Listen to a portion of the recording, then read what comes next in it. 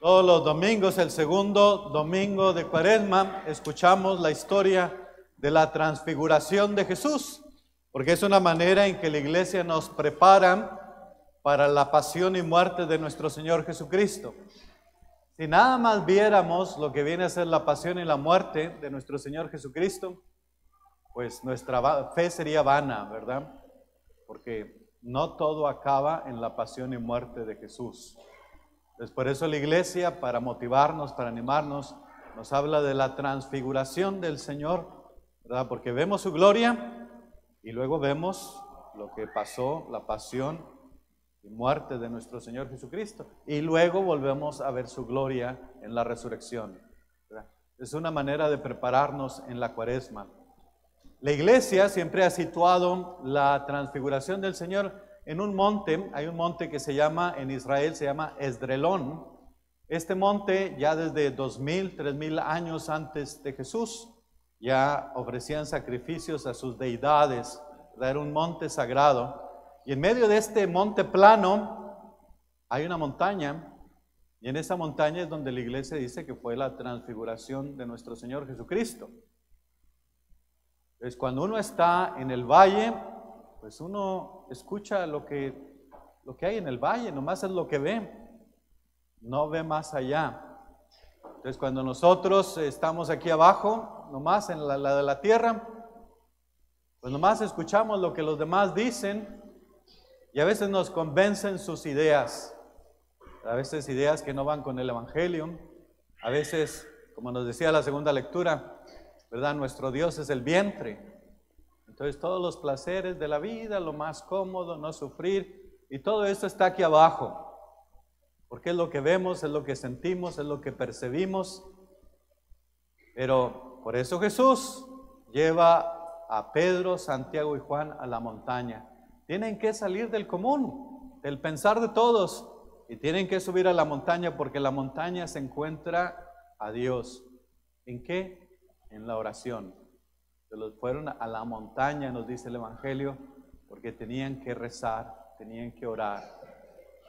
Y en esa oración, pues es donde uno puede encontrar, ¿verdad?, lo que es importante.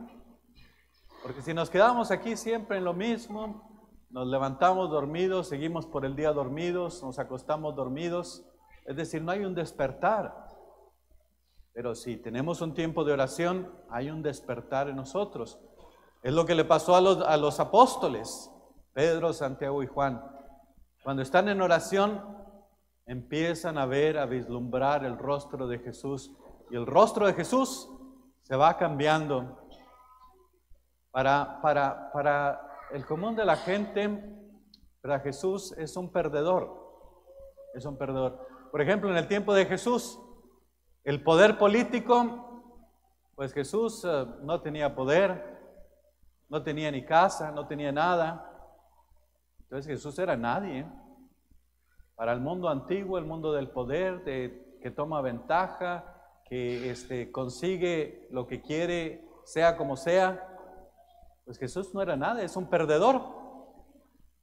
Para el mundo religioso, Jesús trae las nuevas ideas, que Dios ama a los pecadores, amar a tus enemigos.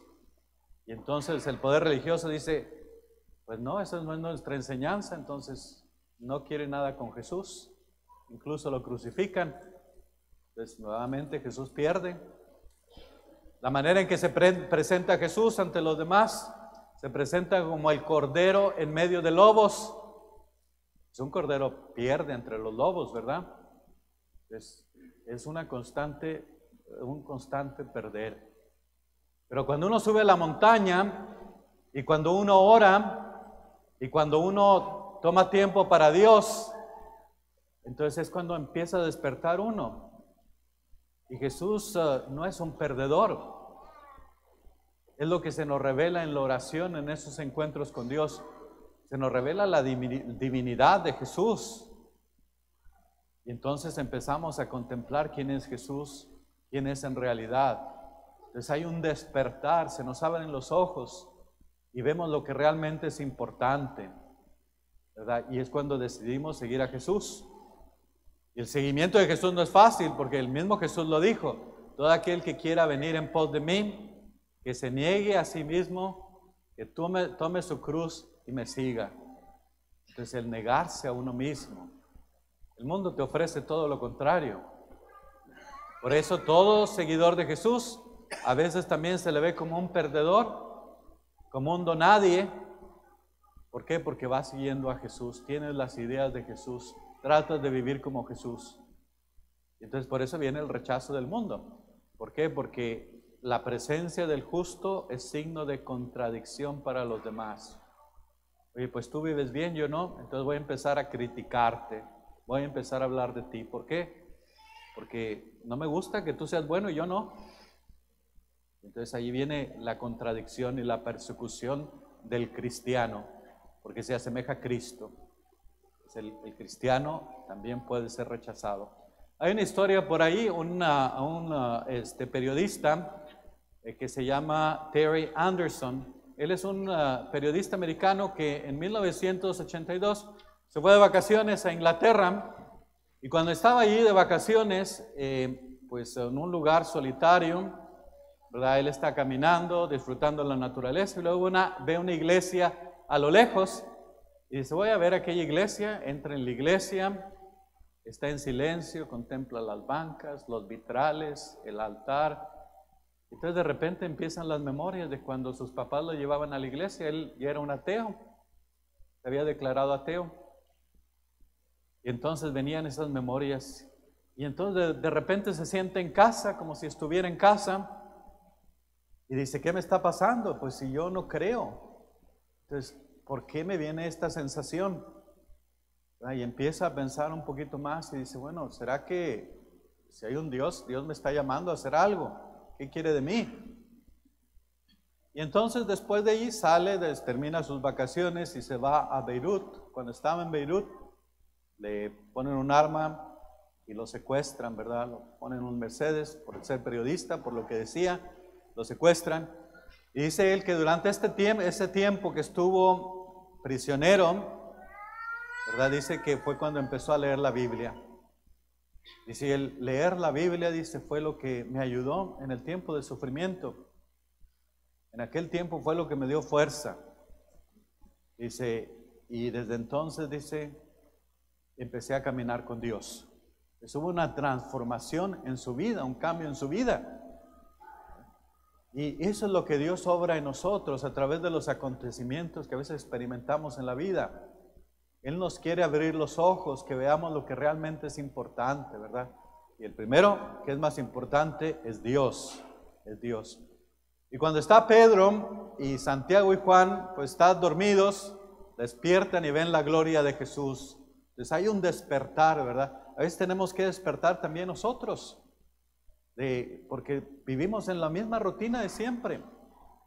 Y hay que ver lo que es importante. Pues puede ver la gloria de Jesús.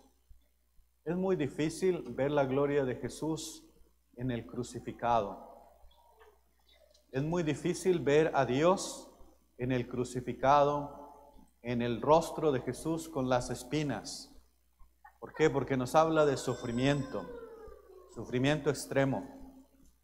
Entonces, cuando nosotros vamos también por la vida, pues también experimentamos momentos difíciles, de crisis, de problemas fuertes, a veces en la familia, y nos da mucho miedo. Por eso Pedro dice: Señor, pues vamos a construir 3 chozas aquí viendo tu gloria, nos quedamos todos, qué bonito, no tenemos que movernos de aquí. Porque acuérdense de qué hablaban Moisés y Elías con Jesús. Hablaban de la pasión de Jesús, que tenía que ir a Jerusalén, la manera en que iba a morir, que lo iban a crucificar. Y a veces no nos gusta a nosotros escuchar de sufrimiento, de momentos difíciles. Moisés siempre quiso ver el rostro de Dios y le pedía a Dios que le concediera ver su rostro. Y Dios le responde, le dice: mi rostro no puedes ver, pero verás mi espalda, le dice. Entonces Dios se presenta en una nube también y deja a Moisés ver su espalda. Y cuando Moisés baja de aquella montaña, baja radiante de luz. Había visto nada más la espalda de Dios y venía con aquella luz en su rostro.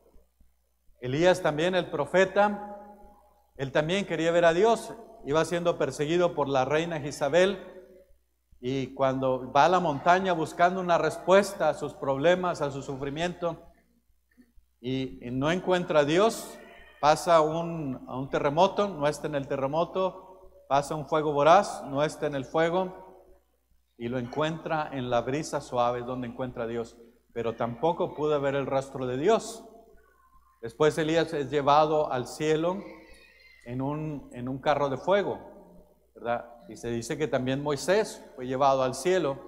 No lo dice la Biblia, pero la tradición de los judíos, lo sabemos por el historiador Flavio Josefo, que Moisés también fue llevado al cielo, ¿verdad? Y pudieron contemplar la gloria de Dios.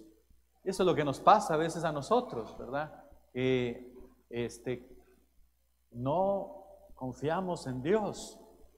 En medio de los problemas, de las situaciones difíciles, a veces no vemos la presencia de Dios. Y esa es la invitación del Evangelio, que tenemos que bajar de la montaña, a veces de nuestras seguridades, y caminar el mismo camino que Jesús caminó. A veces Jesús nos invita a que caminemos con Él hasta la cruz. Y ese era el miedo de Pedro, ¿no? Que quería quedarse ahí. A veces nosotros también nos queremos quedar en nuestras seguridades. Pero cuando llegan los momentos difíciles, ahí se nos hace muy difícil confiar en Dios. Y eso es lo que nos pide Dios en el Evangelio, que caminemos con Él. Por eso de la nube se oye esa voz y dice: este es mi Hijo muy amado, en quien me complazco, escúchenlo. Entonces, Dios reconoce en Jesús a su Hijo. Jesús es la perfecta imagen de su Padre. Este es mi Hijo, el Hijo es como el Padre. Y entonces dice: escúchenlo, escúchenlo. La tentación viene a ser a veces escuchar otras voces en el mundo, porque la voz de Jesús a veces nos hace muy difícil lo que nos pide. Es demasiado exigente y a veces nos da miedo seguir a Jesús. Pero en el Evangelio escuchamos: escúchenlo.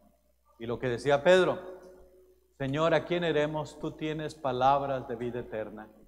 Solamente Él nos puede dar la vida que realmente vale, lo que es realmente importante, la vida eterna.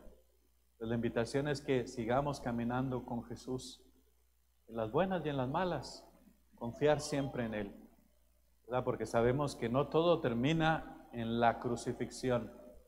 Después de la crucifixión viene la gloria.